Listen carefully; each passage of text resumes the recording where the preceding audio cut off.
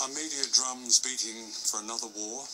Say a war with Iran? I wouldn't say that the media are beating the drums for war yet, although they are showing the same credulousness, the same obsequiousness towards the powerful as they did in advance of the Iraq War.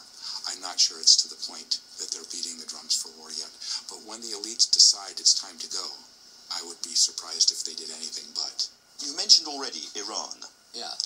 And there is an enormous choice to be made about Iran, a more developed, more formidable, more populous, and certainly better armed country than Saddam's Iraq, whatever was. Are you actually saying that we should threaten them militarily if they are determined to develop nuclear weapons?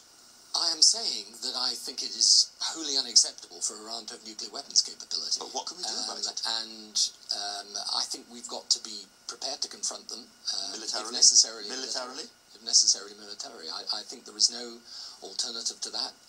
If they continue to develop nuclear weapons, then they need to get that message loud and clear. Does this sound familiar? There is as much evidence that Iran is building nuclear weapons as there was that Iraq had weapons of mass destruction, as claimed by Tony Blair. We know that great falsehoods were perpetrated, and yet the individuals who perpetrated these things are still running around, you know, more or less much as before, you know, being taken seriously as commentators, as authorities on this or that. You know, I find it astonishing. These people should hide their heads in shame. The British elites do not want the public to know what they're doing. They don't actually even think they have a right to know what they're doing. And they know that the more information the public has, the more difficult it is for them to pursue policies that maybe are abusive of human rights or involve supporting a repressive regime. And so there's a conscious strategy, actually, of having these public relations campaigns that the government regularly has whenever it resorts to an overseas military intervention, to try and convince the public that they're acting for the highest of noble intentions, when in fact they're not, when they're usually acting out of hard-hearted, straightforward calculation of elite interests.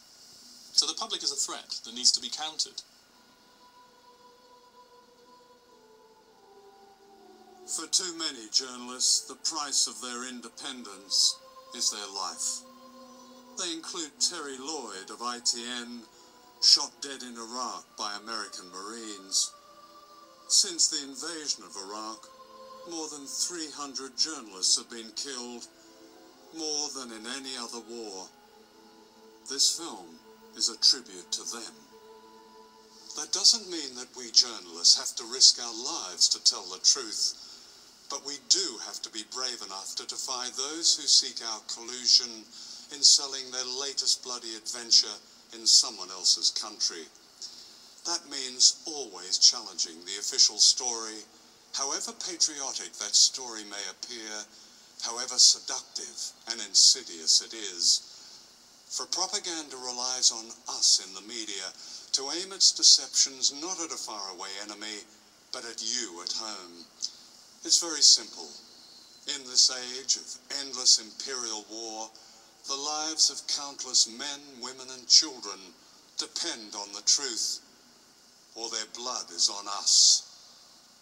Never believe anything until it's officially denied, said the great reporter Claude Coburn. In other words, those whose job it is to keep the record straight ought to be the voice of people, not power.